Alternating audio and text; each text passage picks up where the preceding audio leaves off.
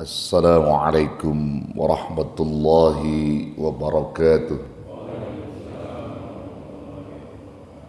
Bismillahirrahmanirrahim. Alhamdulillahil hadi liman yasha'u bifadlih, al-mudillu liman yasha'u bi'adlih. Wassalatu wassalamu ala man la nabiyya min ba'dih, Sayyidina wa syafi'ina wa maulana Muhammad wa ala alihi wa sahbihi. Wa ba'du, fayaqulu Allah subhanahu wa ta'ala fi muhkami tanzilih wa huwa a'lamu bimuradih. Qalu subhanaka la ilma lana illa ma 'allamtana innaka antal alimul hakim. نوينا التعلم والتعليم والتذكر والتذكير والنفع والانتفاع والإفادة والاستفادة والحث على التمسك بكتاب الله وسنة الرسول والدعاء إلى الهدى والدلالة على الخير ابتغاء وجه الله ومرضاته وقربه والصواب. Alhamdulillah, di pagi yang penuh berkah ini kita disatukan kembali hati dan langkah kita untuk bisa hadir bersama, duduk di majlis Rasulullah Sallallahu Alaihi Wasallam dengan niat dan tujuan yang sama untuk mencari, menggali serta mengamalkan ilmu-ilmu yang akan kita dapat, yang tentunya semua itu untuk bekal kehidupan kita minan dunia ilal akhirah. Mudah-mudahan apa yang kita niatkan dan kita inginkan diijabah oleh Allah Subhanahu wa taala. Amin ya rabbal alamin. Bapak Ibu, saudara yang dirahmati Allah, bulan ini masuk pada bulan Rajab, betul ya? Bulan Rajab. Tepatnya tanggal berapa nih? Tepatnya tanggal berapa, tahu nggak? Nggak ngitung ya? Ya, Ustaz Tengku tahu nggak tanggal berapa ini? Nggak ngitung juga ya. Tapi kalau bulan Masehinya tahu ya? Tahu Masehinya. Iya. Jadi saudara yang dirahmati Allah, ini bulan istimewa, bulan yang penuh berkah, bulan yang disucikan Allah. Jadi 12 bulan itu ada 4 bulan yang disucikan, dihormati. Kalau bulan suci Ramadan tersendiri kesuciannya. Ya. Inna iddatas syuhuri indallahi 12 syahran fi kitabillah yawma khalaqas samawati wal ard minha arba'atun hurum. Disebutkan di dalam ayat itu bahwa sesungguhnya jumlah bilangan di sisi Allah itu ada 12 bulan. Seiring Allah menciptakan langit dan bumi, di antara 12 bulan itu ada 4 bulan yang dihormati. Minha arba'atun hurum. Mana saja? 3 bulan berdekatan, 1 bulan berseling beberapa bulan. Pertama disebut bulan apa? Dzulqa'dah, yang kedua bulan Dzulhijjah, yang ketiga bulan Muharram, seling beberapa bulan masuk Rajab. 3 bulan berdekatan, Dzulqa'dah, Dzulhijjah, Muharram, sering beberapa bulan itu baru Rajab tersendiri. Tapi 4 yang dihormati, disucikan oleh Allah Subhanahu wa taala. Kalau Ramadan tersendiri kesuciannya. Dan ada apa di 4 bulan ini? Saya ambil 1 bulan yang sekarang lagi kita nikmati. Bulan Rajab adalah salah satunya. Bulan yang istimewa karena di dalamnya terdapat ada 1 peristiwa yang bersejarah. 1 peristiwa yang sulit diterima dengan akal fikir manusia, kecuali iman di dada kita yang bisa meyakinkan bahwa di situ ada kekuasaan Allah, di mana Allah memperjalankan hambanya Rasul Muhammad sallallahu alaihi wasallam melakukan peristiwa Isra wal Mi'raj. Nah, dari peristiwa itu Rasul mendapatkan perintah yang teramat besar. Perintahnya di langit, actionnya di bumi, yaitu salat 5 waktu. Nah, jadi pagi ini saya ingin angkat tentang eksistensi atau bisa diartikan urgensinya salat di dalam kehidupan. Ya, pentingnya salat. Kenapa? Karena salat ini, Bapak Ibu Saudara yang dirahmati Allah, ini dijemput langsung oleh Rasulullah. Semua perintah yang Allah perintahkan kepada Nabi untuk disampaikan kepada umat, semuanya ada di bumi. Kecuali perintah salat yang langsung ada di langit. Actionnya saja di bumi. Kalau Allah perintahkan kita berpuasa, actionnya di bumi, perintahnya di bumi. Allah perintahkan kita berzakat, perintahnya di bumi, actionnya pun di bumi. Allah perintahkan kita haji, perintahnya di bumi, actionnya juga di bumi. Tapi Allah perintahkan kita salat di langit, actionnya di bumi. Subhanallah. Hal ini menunjukkan begitu hebatnya posisi perintah yang satu ini. Hingga Rasulullah sallallahu alaihi wasallam diperjalankan oleh Sang Maha Suci, bahkan sampai Jibril alaihi salatu wassalam tak mampu menembus satu alam yang sangat dahsyat, satu alam yang siapapun tak bisa masuk di dalamnya kecuali Allah Rabbul Jalil yang berada di arasnya, yaitu alam apa namanya? Alam lahut. Alam lahut. Jibril sampai situ mentok, nggak bisa. Karena Rasul ini melewati 4 alam sekaligus. Waduh, kalau kita cerna dengan akal, nggak bisa, pecah. Pertama, Rasul melewati alam nasut. Alam nasut itu alam indrawi, jasadiyah. Perjalanan Rasul dari Masjidil Haram ke Masjidil Aqsa itu namanya alam nasut. Ada lagi alam malakut, alam di mana Rasul berinteraksi dengan para malaikat, yaitu alamnya para malaikat. Tidak sembarang orang berada di alam malakut ini.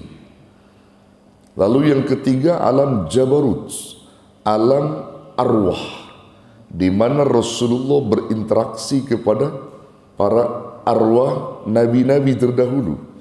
Di saat di Masjidil Aqsa beliau memimpin atau sebagai imam daripada nabi-nabi terdahulu. Interaksi Rasulullah di alam itu.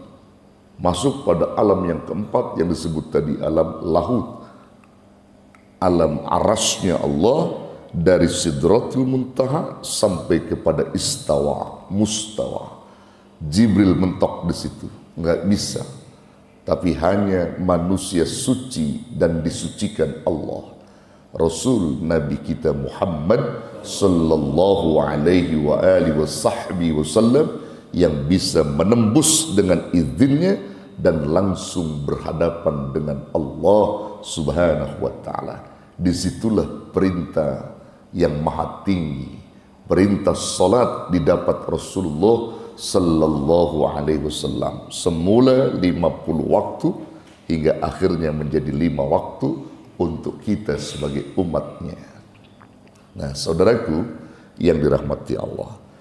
Nah, kita lihat di sini. Ada ulama-ulama kita menyebutkan kalau engkau ingin diperbaiki hidupmu, kalau engkau ingin diberkahi hidupmu, dimudahkan segala urusanmu, maka perbaikilah salatmu. Jika salatmu sudah kau perbaiki, diyakinkan urusanmu akan dimudahkan, dan apapun yang kau inginkan dalam kebaikan akan diberkahi oleh Allah. Jadi kunci, Pak. Jadi kalau siapa yang ingin urusannya lancar, urusannya berkah, hidupnya berkah, maka perbaiki salatnya, perbaiki hubungannya kepada Allah Subhanahu wa Ta'ala. Ini catatan, Pak. Ada orang pengen hidupnya berkah, pengen berkah, tapi sholatnya nggak mau. Sebutnya dia sholat asal-asal sholat. Jadi bukan karena benar-benar ketulusan hati. Nah, ini yang perlu dipertanyakan. Makanya bulan Rajab ini kita diingatkan, saudara, supaya kita itu cinta dengan sholat, gemar dengan sholat, bahkan kita pahami ilmu-ilmu tentang sholat. Nah, ini yang penting untuk dimengerti oleh kita. Gitu. Bulan Rajab ini mengingatkan kita tentang perintah sholat itu. Nah, saudaraku yang dirahmati Allah, jadi sholat yang kita perbaiki, yang kita jalankan ini akan memberikan pengaruh positif dalam kehidupan kita, bukan hanya di dunia, bahkan sampai kelak di akhirat. Asy-Syaikh Al-Imam Ma'akil bin Ubaidillah Al-Jazari rahimahullahu ta'ala, beliau mengatakan bahwasanya para ulama-ulama salafus saleh ketika berkumpul seperti ini, maka mereka saling menasihati. Jika mereka tidak bertemu seperti ini, maka mereka saling menyurati satu dengan yang lain, yang isinya adalah tazkirah, untuk mengingatkan individu ulama yang satu dengan individu ulama yang lain. Dan isi daripada peringatan para ulama kita itu tidak lain berkait dengan persoalan ibadah salat, urusan-urusan akhirat. Ada 3 yang ditemukan oleh Asy-Syaikh Ma'akil bin Ubaidillah Al-Jazari tentang nasihat-nasihat di antara ulama-ulama salafus saleh itu jika bertemu dan saling menyurati. Pertama, man aslaha sariratahu aslahallahu alaniyatah. Barang siapa yang memperbaiki amalan batinnya. Ini amalan batinnya berkait kepada sholat, Pak. Barang siapa yang memperbaiki amalan batinnya, maka Allah akan memperbaiki amalan lahirnya. Zahirnya akan diperbaiki. Amalan batin itu menyangkut sholat ruhani, amalan ruhani yang langsung kepada Allah Subhanahu wa Ta'ala. Termasuk di dalamnya adalah satu perbuatan-perbuatan yang menyangkut kepada sarirah. Sarirah itu artinya rahasia yang ada di hati. Harus diperbaiki hatinya. Kalau hati diperbaiki, sholatnya diperbaiki, semua diperbaiki dalam konsep yang rahasia itu, Allah akan memperbaiki daripada urusan lahirnya atau amalan lahirnya. Nah, kemudian yang kedua, wa man aslaha fima bainahu wa bainallah aslahallahu fima bainahu wa bainan nas.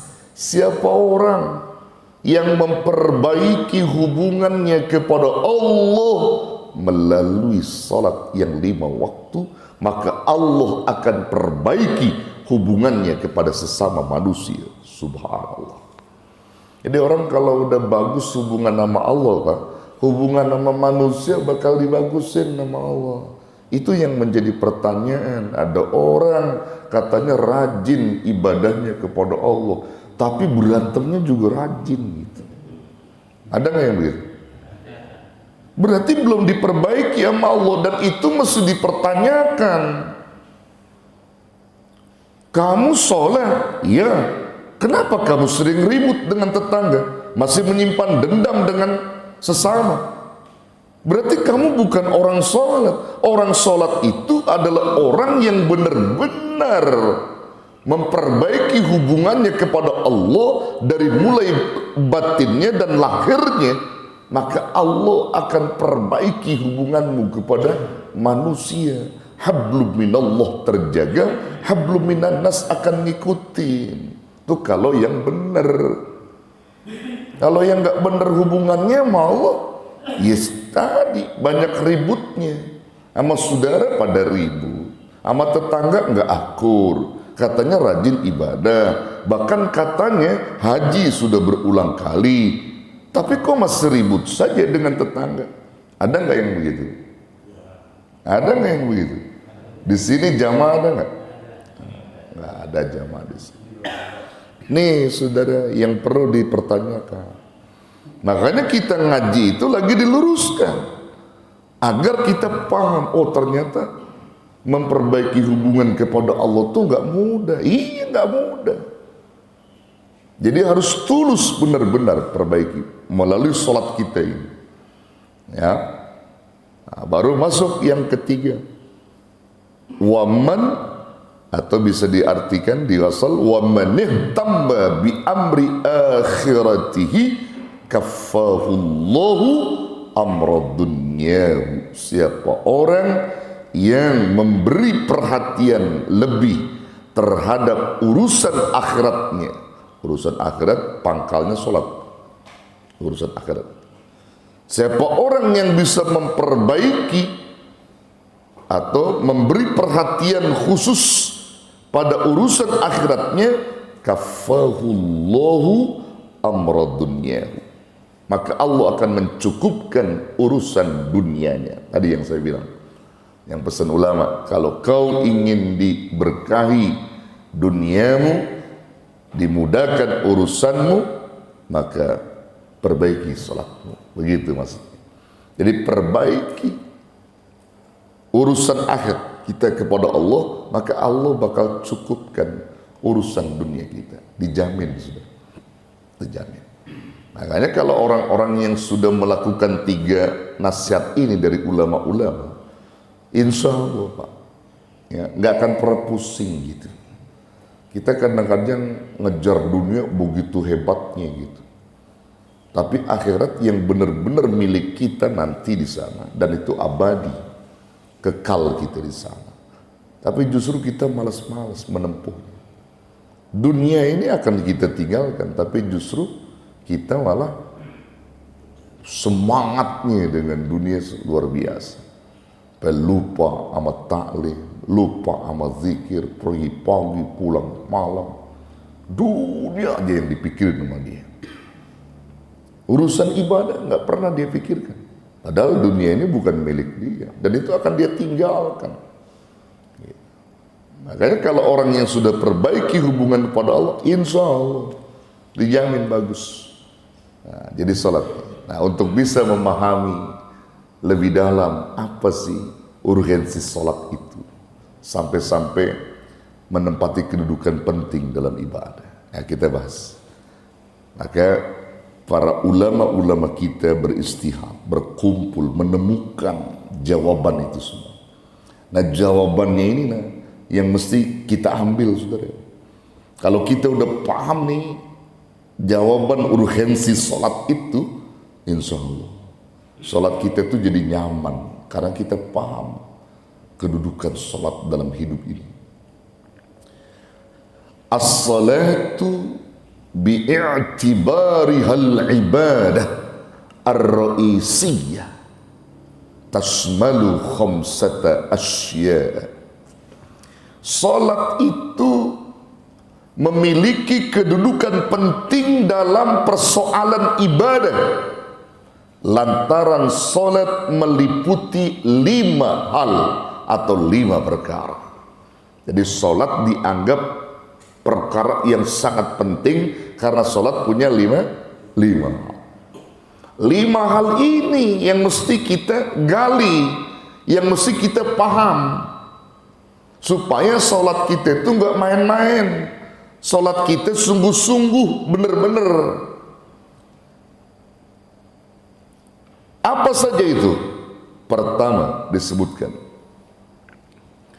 salat memiliki kedudukan penting dalam ibadah karena salat itu as-salatu hiya huwiyatul iman ba'dal aqidah ba'da syahadah. Salat menjadi hal penting karena salat itu merupakan identitas keimanan setelah akidah, setelah syahadat. Jadi identitas iman, Pak. Jadi label kita menjadi mukmin itu adanya di mana, Pak? Salat. Stempel mukmin, muslim, mukmin, salat. Kalau muslim, ngaku mukmin, nggak salat, stempelnya bukan itu. Bukan mukmin muslim, Pak. Identitas ciri khusus yang kita bawa kemana-mana tuh salat. Huwiyatul iman ba'dal aqidah. Ada cirinya. Makanya kalau orang punya ciri, Pak, kalau kita beragama punya ciri, ada identitas kita, ini memberi keuntungan, Pak. Dimanapun kita akan untung karena kita punya identitas. Akan untung, Pak. Antum punya KTP, identitas antum tuh, ya kan? Di mana saja KTP itu selalu antum bawa karena merupakan identitas. Ya, KTP itu identitas antum. Oh, ditanya mana KTP kamu, mana KTP itu? Karena identitas. Ya, menjadi muslim dan mukmin identitasnya mana? Salat. Mana salatmu? Mana salatmu? Kemana aja punya salat. Ya, artinya itu udah menjadi identitas keimanan kita. Bahwa salat itu nggak bisa ditawar-tawar. Satu, ya, ini tolong jadi catatan nih, saudara ini, biar paham.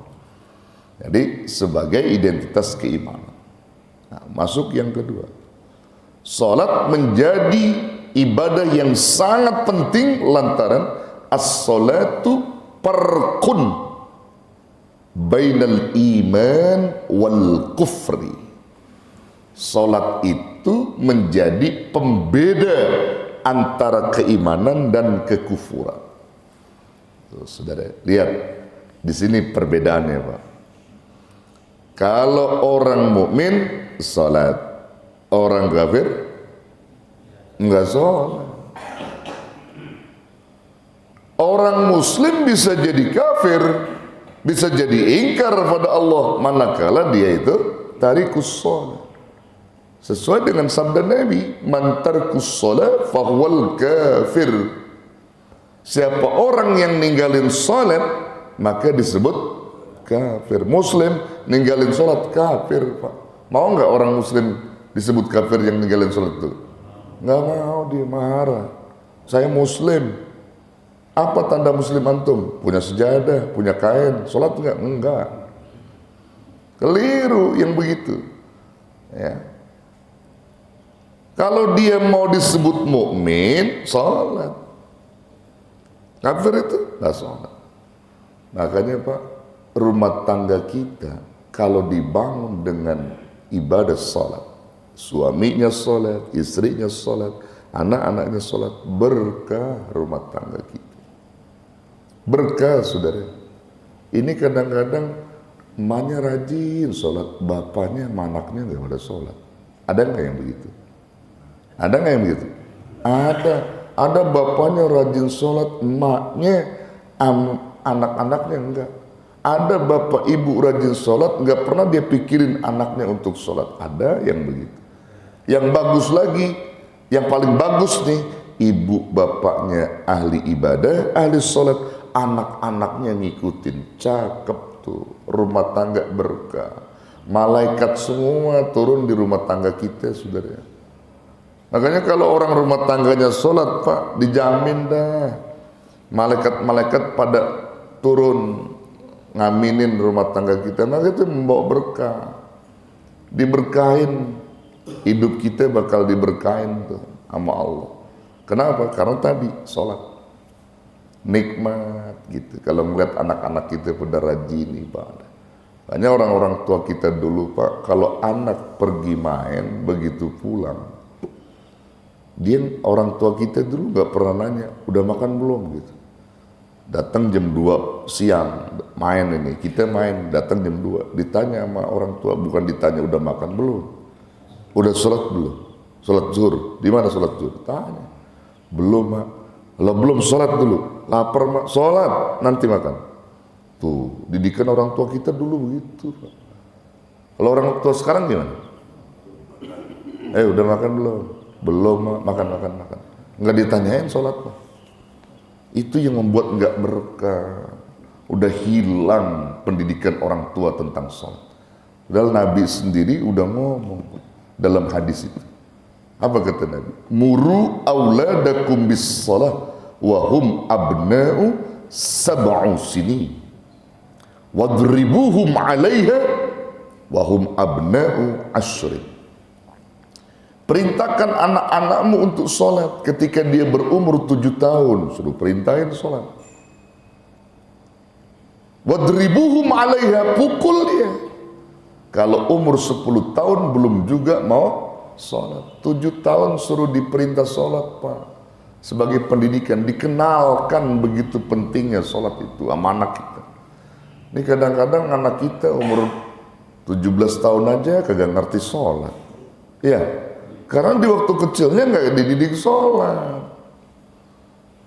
Coba lihat, kalau orang-orang yang punya semangat nih orang tua, masih kecil udah dimasukin dia ke TPA, dibimbing. Ya, kalau di TPA diajarkan perukunan Islam, perukunan iman, kemudian sholat, syahadat. Di rumah orang tua ngetes lagi, didik lagi. Sholat zuhur berapa, sholat asar berapa, bacaan takbiratul ihram bagaimana, iftitah bagaimana, dites sama orang tua. Kalau orang tuanya bener-bener ini. Tapi orang sekarang nggak begitu, nggak seperti itu. Nah inilah kurangnya orang tua di dalam mendidik anak-anaknya untuk memperkenalkan tentang sholat. Kan cakep Pak, kalau wilayah nih, wilayah kita terdiri dari rumah tangga 60 kakak, 40 kakak aja yang ahli ibadah, berkah. 40 kakak, 20-nya katakan kagak ahli ibadah. 40 kakak itu rajin ibadah. Sholat 5 waktunya nggak tinggal, itu kampung berkah. RT berkah. Udah gitu RT-nya ahli sholat, ditambah RW-nya ahli sholat, ditambah lurahnya ahli sholat, berkah tuh kampung. Ini ada RW-nya sama sholat alergi, RT-nya begitu juga, warganya sama, bengek tuh kampung. Saya nggak berlaku sama RW sini, enggak, ini rajin RW sini. Begitu saudara, ini penting dibilangin. Jadi RT agak pernah ibadah. Ada RT yang begitu. Sama sholat ogah banget sama sholat. Suruh ngaji ogah. Mana RT mana? Di sini ada RT mana? Saya masih omelin aja Pak. Kalau RT yang jadi RT, namanya pemimpin wilayah. Sama sholat ogah. Kerja bakti oke, iya lu RT. Kalau RT ente tuh udah rajin ibadah, kerja bakti ente jadi berkah. Ya, jadi berkah saudara. Nanti kekemplang tuh RT-RT yang macam begitu, kekemplang sama jawaban yang berikutnya. Termasuk orang-orang yang nggak pernah ibadah, kekemplang sama jawaban berikutnya. Tuh yang berapa tadi? Yang kedua ya. Masuk yang ketiga.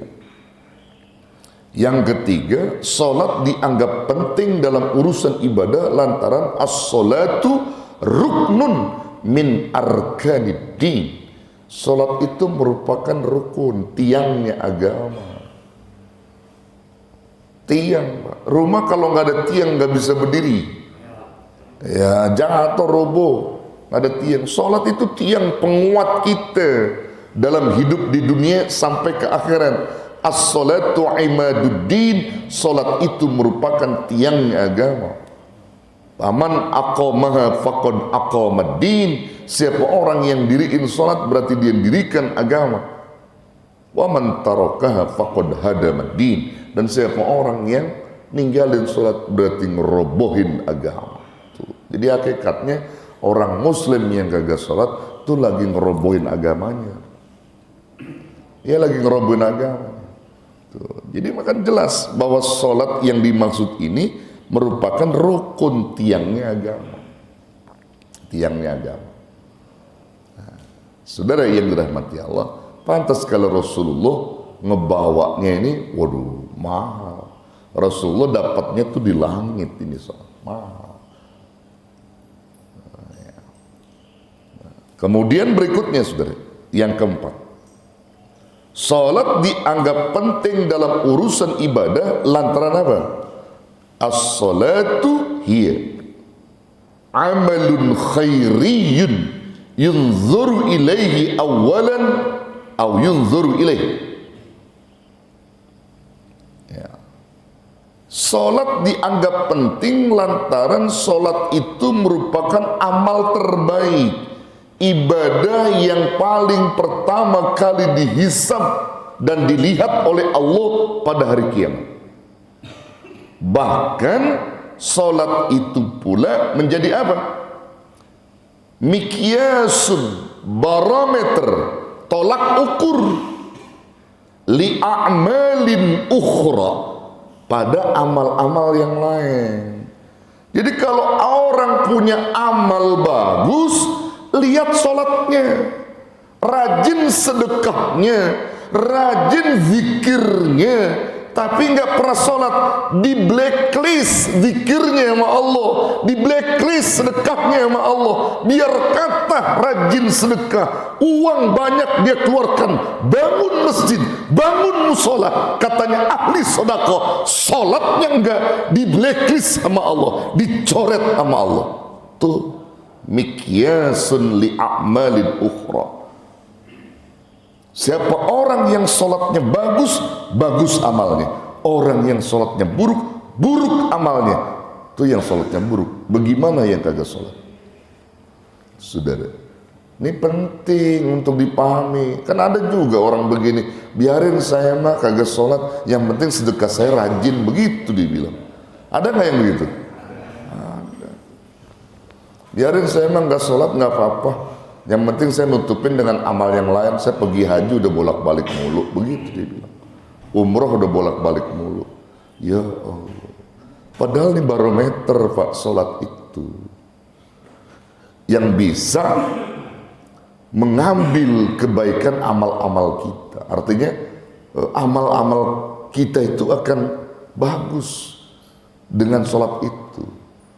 Ya. Bahkan dalam kesempatan lain, di dalam hadis lain, Nabi Sallallahu Alaihi Wasallam, saudara, itu pernah menyebutkan, beruntunglah kalian orang-orang yang sudah istiqomah terhadap ibadah yang namanya salat. Beruntung kata Nabi. Di mana keuntungannya?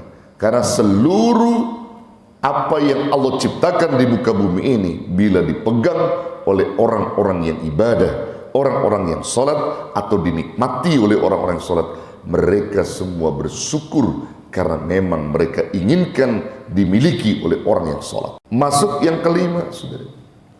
Sholat dianggap penting lantaran apa? As-salatu hiya aydan miftahul jannah. Sholat itu dianggap penting karena sholat itu adalah pembuka surga. Kuncinya surga. Jadi kalau orang sholat itu orang yang sudah megang kuncinya. Mau ke surga enggak, saudara?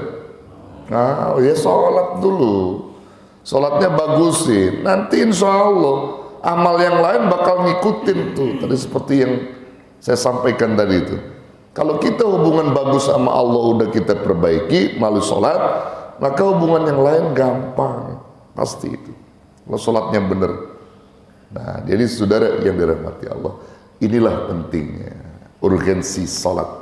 Di bulan Rajab kita diingatkan dari peristiwa Mi'raj, Rasulullah mendapatkan perintah yang amat suci, yang amat besar dari yang maha besar.